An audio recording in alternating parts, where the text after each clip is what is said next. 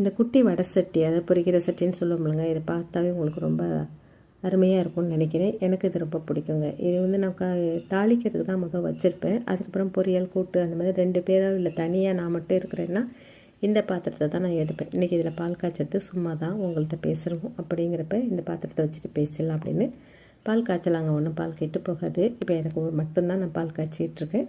தனியாக நான் இருக்கிறப்ப இந்த பாத்திரத்தில் நான் அடிக்கடி சமையல் செஞ்சுருக்கேங்க. இப்போ இது வந்து பாப்பாக்கிட்ட நான் கொடுத்துருக்குறேன். அதனால் நான் இங்கே இருக்கிறதால இந்த பாத்திரத்தில் நான் இன்றைக்கி பால் காய்ச்சிட்ருக்கிறேன்.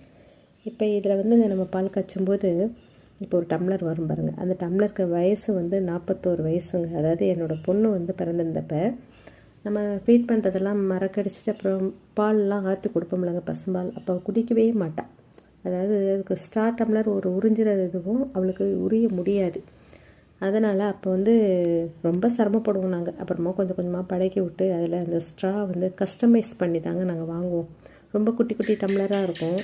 அப்புறம் கொஞ்சம் பெரிய டம்ளராக வாங்குறப்பெல்லாம் நாங்கள் இந்த ஐஸ்கிரீம் டம்ளர்லாம் பெருசாக இருக்கும் பார்த்திங்களா, அப்போலாம் வளர்ந்த பிறகு கொஞ்சம் பாலெல்லாம் அதிகமாக கொடுக்கணுங்கிறப்ப சரியாக சாப்பிடவே மாட்டாள்.